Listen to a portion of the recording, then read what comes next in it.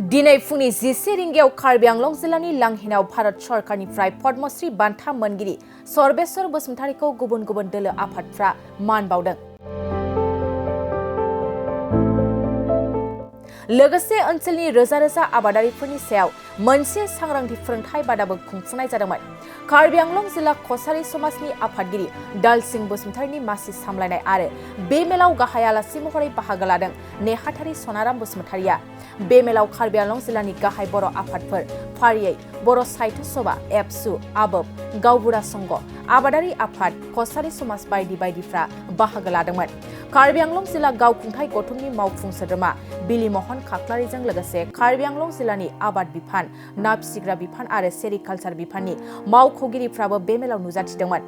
बेनि उनाव बे हाबाफारिजों लोब्बा लाखिनानै ओनसोलनि रोजा रोजा आबादारिफोरखौ लाफानानै मोनसे आबाद सांग्रांथि फोरोंथाय बादा खुंनाय जादोंमोन।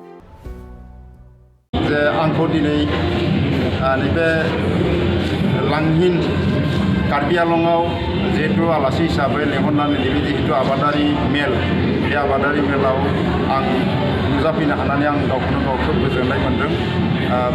दा जिहेतु आं सासे आबादारि, नैबे दिनैनि प्रग्रामाबो जाहैबाय आबादनि सोमोन्दैनो बुंगोन।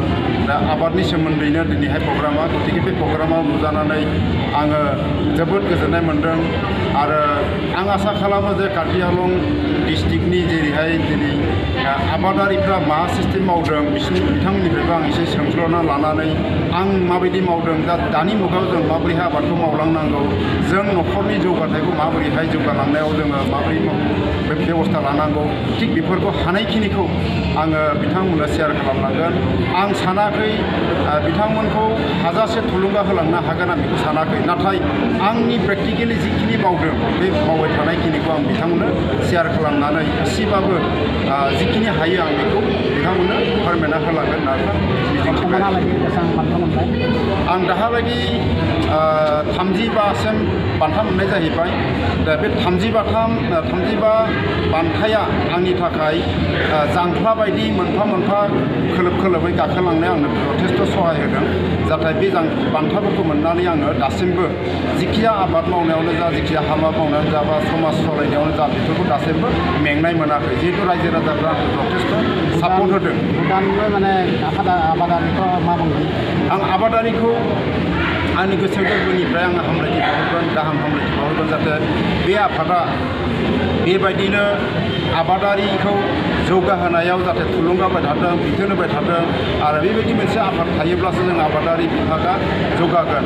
जिहेतु दा जोंनि आसाम हादोरा आबादानो, बेयाव कल कारखाना इन्डास्ट्रि जेसेबां गैया, गतिके आबादनि सायाव जों गासैबो सोनारनो गोनां जायो।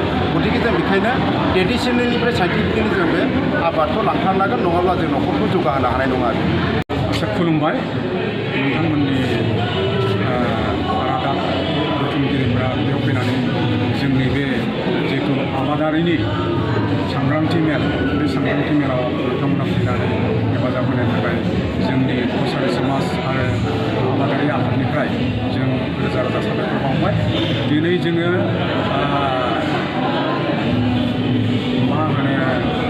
भारत सरकारनिफ्राय पद्मश्री बान्था मोननाय मुस्रि सर्बेश्वर बसुमतारीखौ लिंनानै लाबोनानै आरो लोगोसे डिपार्टमेन्ट कार्बि आंलं अट'नमास काउन्सिलनि सिङाव थानाय भेटेनारि डिपार्टमेन्ट, सेरिकालचार डिपार्टमेन्ट आरो एग्रिकालचार डिपार्टमेन्ट बिथांमोननिखौ जों फंखा सुबुं हिसाबै लिंनानै लाबोनानै जोंनि आबादारिफोरनि गेजेराव मोनसे सांग्रांथि मेल जों खुंदों आरो बेहाय जोंनि रायजो राजाफ्राबो फैदों, आबादारि बिथांमोनाबो फैदों।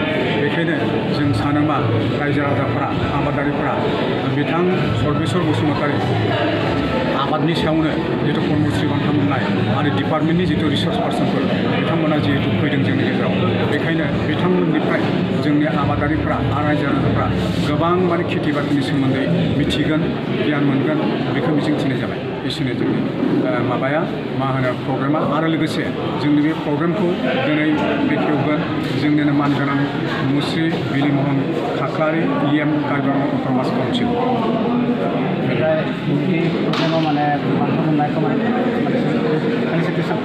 बेखौ फेलिसिटेसन पद्मश्री बान्था मोननायखौ जों फेलिसिटेसन खालामो। गोजोनथाव खौरां नोंथांमोननि थाखाय मोनसे गोजोनथाव खौरां लानानै फैदों।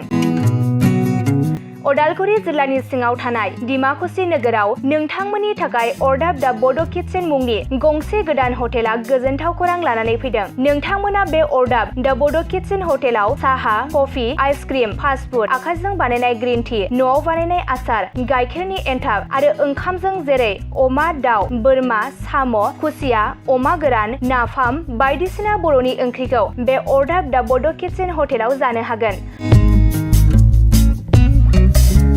अरदाब दा बड' किटचेन हटेला डिमाकुसि सेन्ट्रेल बेंकनि खोलाहा बरुवा रेडिअ मबाइल गलाजों नांजाबनाय। सोरबाफोर अरदाब दा बड' किटचेन हटेलाव बायदिसिना जामुं आदार जानो थाखाय सिगांग्रो अर्डार हरनोब्ला नैबे 8135967290 जामबुं नाम्बाराव कल खालामनानै बुकिं खालामहरनो हागोन। गोजोनथाव खौरां अरदाब दा बड' किटचेन हटेलाव गोबां न'आव बानायनाय मोजां जाग्रा आदारखौ मोननो हागोन।